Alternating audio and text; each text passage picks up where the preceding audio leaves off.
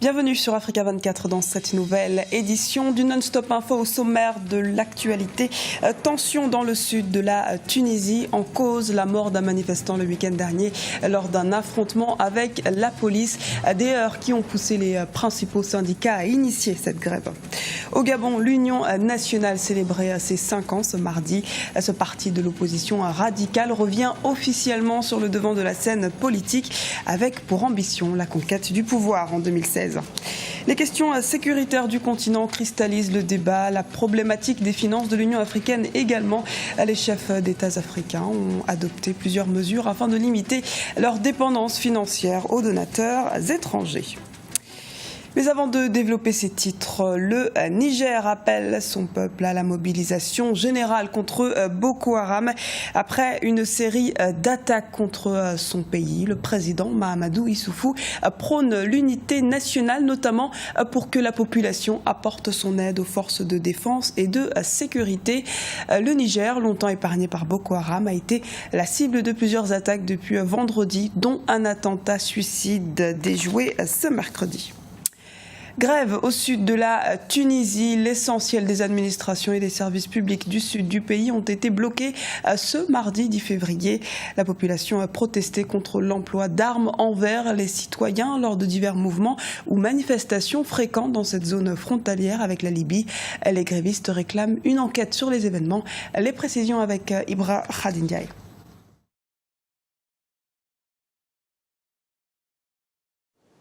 L'usage de balles réelles pour disperser des manifestations en Tunisie ce dimanche 8 février dénoncé par les associations. L'Observateur tunisien pour l'indépendance de la justice a dénoncé l'utilisation par les forces de l'ordre de la violence auprès de jeunes commerçants qui dénonçaient le blocage des activités commerciales à Deiba.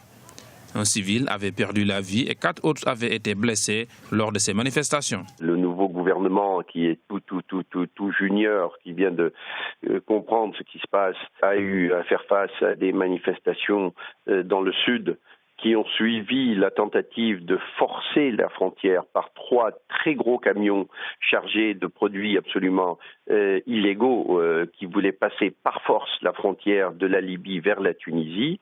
Il y a eu une opposition armée à cela, évidemment, mais malheureusement, le peu d'expérience du nouveau gouvernement a fait que, effectivement, ils ont eu recours à des niveaux de défense un peu trop poussés tout d'un coup, et ceci est en train d'être discuté entre toutes les parties prenantes actuellement dans les gouvernorats du Sud, c'est-à-dire les départements du Sud qui sont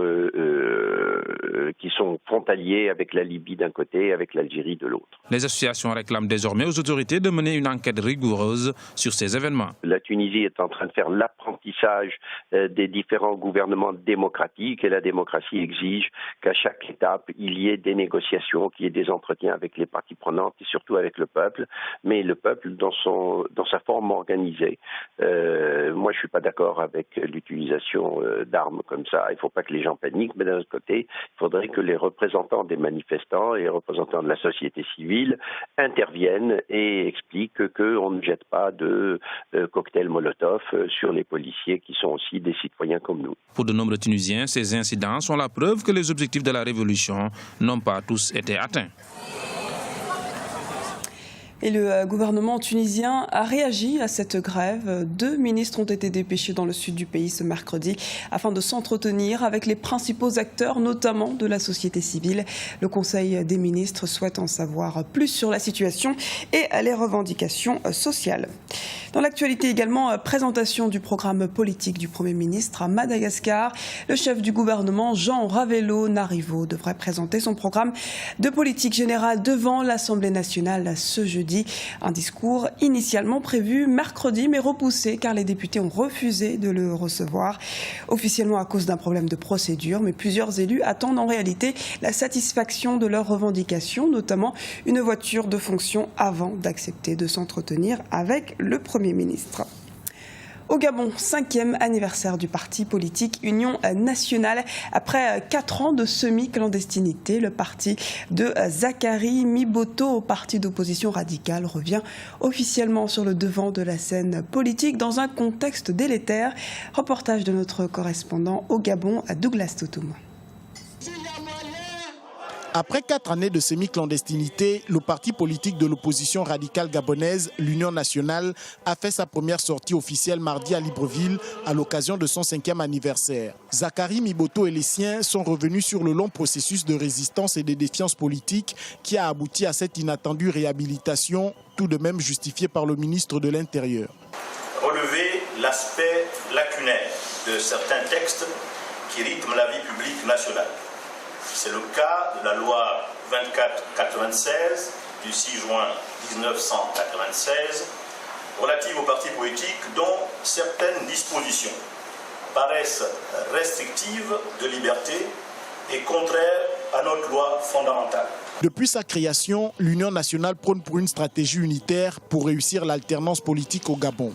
Lors de ce premier meeting, un seul mot d'ordre, maintenir la pression contre le pouvoir au regard des tensions sociales enregistrées dans le pays. La situation du pays devient chaque jour de plus en plus critique. Le Gabon se porte mal. Le pouvoir en place a lamentablement échoué. Il n'a rien entrepris qui tienne compte des aspirations profondes et légitimes du peuple gabonais. Avec cette réhabilitation de l'Union nationale, le combat de l'unité de l'opposition se renforce davantage au Gabon. Le prochain scrutin présidentiel aura lieu en 2016. Ce scrutin passe pour être le plus attendu de la vie politique du pays. L'Union africaine souhaite réduire sa dépendance financière à travers des instruments endogènes de mobilisation de ressources. Ainsi, l'organisation continentale a adopté un principe d'instauration d'une taxe sur les billets d'avion, nuit d'hôtel, mais aussi SMS en Afrique. Les explications de Birama Saounera. Un nouveau type de mobilisation des ressources financières pour l'Union africaine. Il s'agit de la mise en œuvre d'une taxe de $2 sur les nuits d'hôtel et de $10 sur les billets d'avion pour les vols au départ ou à destination de l'Afrique. Objectif, réduire la dépendance de l'organisation continentale à l'égard de ses donateurs étrangers. L'Afrique doit pouvoir maintenant se prendre en charge. Et la prise en charge passe effectivement par son autofinancement. Il faut inverser donc la situation de telle sorte que les pays africains soient donc en mesure donc, de financer l'Union africaine en concurrence de 90% au moins pour permettre à l'Union africaine donc, de pouvoir s'imposer aux États au plan électoral, au plan militaire. Le nouveau plan concernera l'ensemble des 54 États de l'organisation continentale. Selon des observateurs, une collecte de ces taxes devrait permettre de lever 730 millions de dollars par an. Cette manne dépasse les 522 millions de dollars annuels dont l'institution a besoin pour son fonctionnement. Il y a déjà une prise de conscience. Jusqu'à une période relativement récente, ce sont les pays du Nord essentiellement qui contribuaient à ce budget. Maintenant, il y a une possibilité de diversification vers le Sud, mais aussi vers l'utilisation d'autres types de financement. Maintenant, c'est clair que lorsqu'on dépend pour l'essentiel de son budget d'aide extérieure, on devient inefficace. On perd la souveraineté sur les mécanismes décisionnels. La dépendance de l'Union africaine aux financements extérieurs s'élève aujourd'hui à 97%. Pour certains experts, l'accent doit être mis sur la souveraineté monétaire du continent. Une taxe additionnelle de $0,5 par SMS échangé sur le continent sera aussi mise en œuvre. Pour des experts, ces mécanismes rapporteraient 1,6 milliard de dollars par an à l'organisation continentale. La matérialisation de ces mécanismes de mobilisation des ressources financières permettra à l'Union africaine de financer 65% de ses dépenses dans un délai de 5 ans à compter de 2016. Ce journal a été réalisé par l'ensemble de la rédaction. Nous vous remercions pour votre fidélité. Dans un instant, une nouvelle édition de l'actualité sur Africa 24.